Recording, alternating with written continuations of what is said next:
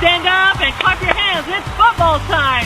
And a great time to include Extra Touch barbecue sauce, salsa, and lots of seasoning. You can buy Extra Touch at your local grocery store, and it's made in Shenandoah, Iowa. Go!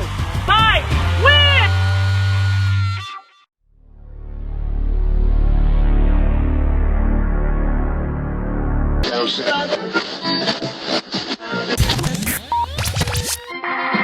Extra Touch proudly presents Southwest Iowa Football.com's High School Football Extra.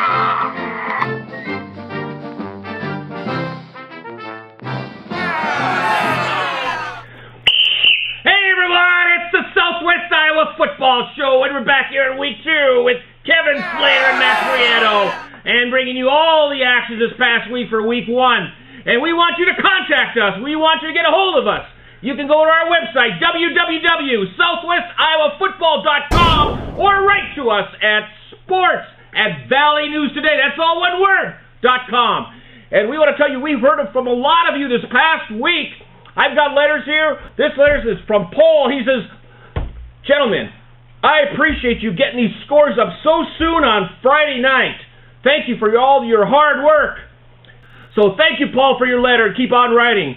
And also, we get some negative letters once in a while. This one's addressed to Matt.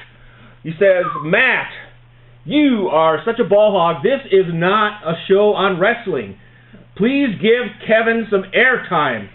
I would agree with that. He is so cute." Any comments, Matt?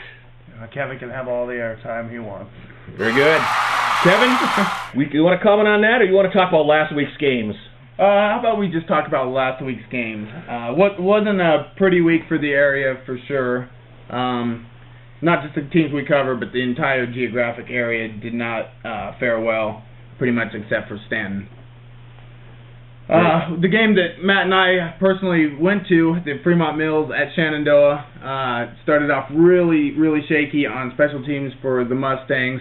They had their first punt partially blocked, the next two punts completely blocked, one for a touchdown, the next one on the 3-yard line, and they were just playing from behind the 8 ball from the get-go after that. Yeah, I think it was a case of one team just literally being bigger, faster, stronger, and they were at home. It was their first ever game on their field. They drew blood right away, and they smelled it, and they went in for the kill. And by halftime, although Shenandoah did try to get back in it right before the half. Casey Wright made a couple of nice catches, but 44-7. Second half, I think Shenandoah was just a little worn out, a little beat up. Fremont Mills is a big physical team. Right. Yeah, I think they pretty much owned the line of scrimmage. I think that was the problem. Offensively and defensively, they controlled the line of scrimmage. Shenandoah did put together one good drive. Kyle Sparks looked really good in that drive. He was making his progressions, making his reads, hitting receivers. When Casey Wright got the ball, he pretty much refused to go down, but that was almost the only highlight for the Mustangs, unfortunately. Great. We'll talk about next week's game, or this week's games. We're going to break this up into segments, actually. So you need to check our website on and off during the week. Again, it's www.swifootball.com. And then also we want to mention our sponsors, Extra Touch, bringing all these fine quality products, homegrown here in Shenandoah. Get these products at your favorite grocery store. Also, I want to take time to thank Denny Howard for research back here. And I know, Kevin, you may want to comment on it. We are Nebraska, since Nebraska has their home opener against some Cupcake this weekend. I know, Florida Atlantic, that's going to be a tough one. Tough opener. So apparently Maine wasn't available this year. All right, let's get back to high school football, because that's why we're here. So let's look at the Sidney Elkhorn-Kimballton game. Matt. Nobody knew what to expect heading into that game with Elkhorn and Exira combining the way they did, but I think they did much the same that FM did to Shenandoah. First game, new team, they had a huge home crowd, and they were just a little bigger and faster than Sidney expected them to be, and it turned into a track meet that Elkhorn Exira won, and that's a tough district, Kevin. I mean, there's a lot of tough teams up there. They play a lot of good competition. I don't think it's the end of the world for the Cowboys. No, I think what they've got to do is just take whatever positive they can out of that game and then just move on and forget about it. It's basically a meaningless game in the fact that, this team, Elkhorn, Kimballton, Exira, isn't even eligible for the playoffs, so it really doesn't matter. But, doesn't make the loss any better, I'm sure, for the Cowboys, but the grand scheme of things, it's really pointless. Okay, and then the Adair-KC Farragut game, both of you predicted that Adair-KC would really run away with the game, right, Matt? Well, Adair-KC is, in the 8-man world in Southwest Iowa, the single toughest place to go and play a football game. Nobody goes up there and wins. It just does not happen very often, and it was the case this week for Farragut. Adair-KC, as usual, big, strong, physical, ran the ball right at them, controlled the ball in their home field, and cruised to a win.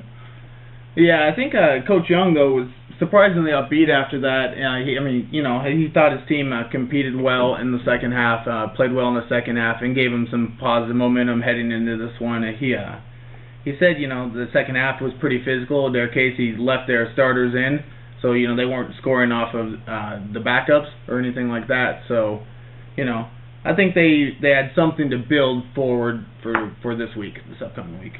Adair-KC, they travel to Stanton next weekend. Matt, what do you think about that game? Well, I'm not going to pick against Stanton until I see somebody from Southwest Iowa beat Stanton, which hasn't happened in a long, long time. Until I see Stanton lose, I'm going to pick Stanton every time. Talking about picking, Matt, this past week we had our first run of 10 games, and your record was 5 wins and 5 losses. That's terrible. I mean, that's pathetic, man! It's pathetic. 5 and 5. I'm going to point something out. I only got 4 right, actually. Whoa! We redid them. You got 5. I did. Don't sell yourself short. Well, I'm just going to go home and I'm going to stare at the big trophy that I won last year, and I'm not going to feel too bad about myself. It's a marathon, not a sprint. Right, and hey, the overall winner this year, or this past week, was Robert Parker here in Shenandoah, and 10-0. Right on, Robert. Right on, man. Wow. 10-0. Start this right out of the gate. So he gets a $50 gift certificate. He deserves it. Courtesy of Godfathers and the Valley News. So great prize for him, and it's not too late to sign up for this week's game. Just go to the website, soutwestiowafootball.com, and sign up, make your picks, get them in before the game's on Friday, and you could be the winner next Monday morning. Moving on here to Cam and Essex. Any improvement you saw with Essex on Friday night? Well, I didn't see the game, but from what I heard, they got on the board and they gave up fewer points, so I think that has to be improvement. Cameron Kinney apparently played pretty well. It was his first game starting as quarterback, filling in for the injured Justin Moyer, who's out for the season. He scored a touchdown running, then he scored a touchdown on defense where he picked up a fumble and took it in. So pretty good game for the sophomore. And like I said, it definitely has to be looked at as an improvement from a 70-0 opening week loss. Yeah, I think the difference between Walnut and Cam had a much deeper roster. I think they were able to make the second half a little more competitive game for Essex. They were running against guys a little more their size. And I think that'll really help Essex scoring a couple of touchdowns, having some success on the road at Cam, which is a tough place to play. And then they have an off week this week. So I think the combination of all that might give their season the Band-Aid that they so sorely need right now. Very, very good. Well, in our next segment, we'll talk about the games coming up this Friday night on how our 4 local teams will do and predictions. So we want to thank again our sponsors, Extra Touch. Go to your favorite grocery store and pick up all these fine products.